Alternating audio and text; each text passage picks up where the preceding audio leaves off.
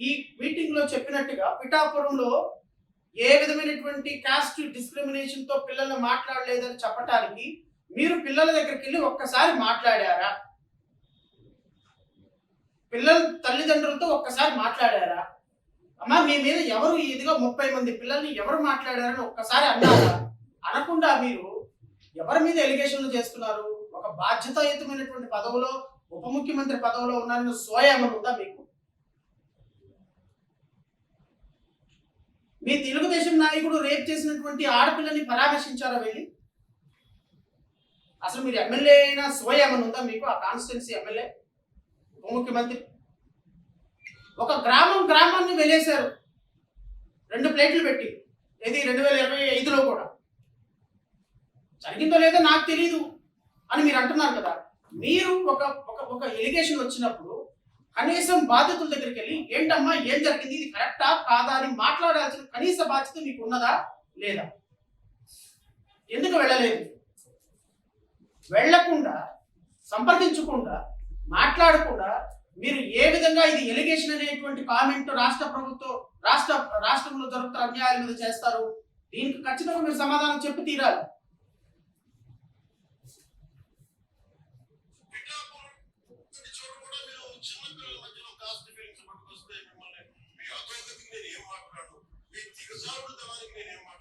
ప్రకృతిని ప్రేమించేవాడు, దైవ తల్లిదండ్రులను గౌరవించేవాడు చేసే పనులు కులాలు పట్టుకొస్తాము, ఆపాదిస్తాము. వేరే దాడులు లేవో మీకు పాలిటిక్స్ గురించి మాట్లాడడానికి? సిగ్గుందా ఒక్కొక్కరికి అలా చేసే వాళ్ళకి?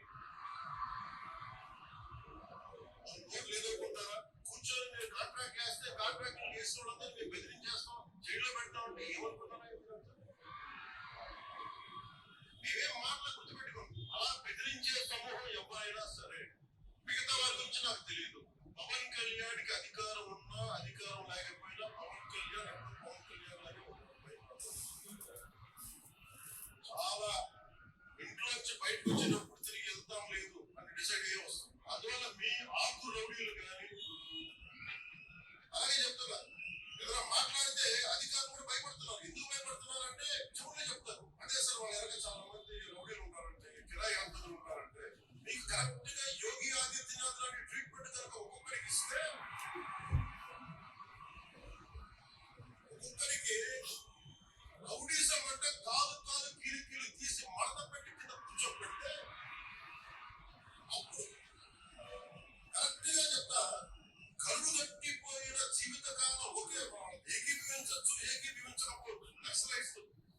ఈ భాష ఒక గౌరవ ఉప ముఖ్యమంత్రి హోదాలో పర్మిసిబుల్ కాదా అని మీడియా సోదరులే డిసైడ్ చేసుకోవాలి. మీ ద్వారా రాష్ట్ర ప్రజలు కూడా డిసైడ్ చేసుకోవాలి.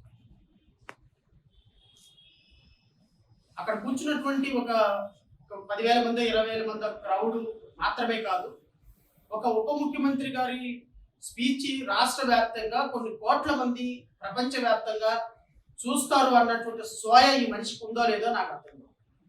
వాళ్ళు వెనక రౌడీలు ఉన్నారు అని ఏ ఆఫీసర్ మీకు చెవులో చెప్పారు? ఆఫీసర్ పేరు చెప్పండి. పోనీ ఎవరు బెదిరించారు? యాక్షన్ తీసుకోండి. ఏ వైఎస్ఆర్సీపీ ఎమ్మెల్యే చెప్పాడు, మాజీ ఎమ్మెల్యే చెప్పాడు, ఎవరు చెప్పారు, ఏ ఎంపీ చెప్పాడు, వాళ్ళ మీద కేసు బుక్ చేయండి. మీ చెవులో చెప్పినటువంటి ఆఫీసర్ ఎవరైతే ఉన్నారో ఆ ఆఫీసర్ని అప్రిషియేషన్ ఇస్తూ రౌడీజానికి వ్యతిరేకంగా రిపోర్ట్ చేసినటువంటి ఆఫీసర్ అప్రిషియేట్ చేయండి. రాష్ట్రంలో ఉన్న ఆఫీసర్లందరికీ కాన్ఫిడెన్స్ ఇన్స్టాల్ చేయండి. రాష్ట్రంలో ఉన్నటువంటి రౌడీలు ఎవరెవరు ఎలా అంటున్నారు వాళ్ళందరి మీద కేసులు బుక్ చేయండి, వాళ్ళందరినీ లోపలేయండి. ఏ ఒక్క పారిశ్రామికవేత్త ఈ రాష్ట్రంలో రాకుండా భయపడకుండా వాళ్ళకి ఒక కాన్ఫిడెన్స్ ఇవ్వండి. ఇదిగో రాష్ట్రంలో ఇక్కడ ప్రభుత్వం అద్భుతంగా ఉంది, లా అండ్ ఆర్డర్ని చాలా అద్భుతంగా మెయింటైన్ చేస్తుంది. ఇదిగో మీరు ఇక్కడ పెట్టుబడులు పెట్టడానికి మీకు ఏ విధమైనటువంటి ఇబ్బంది లేదు, భరోసాగా నేనున్నాను.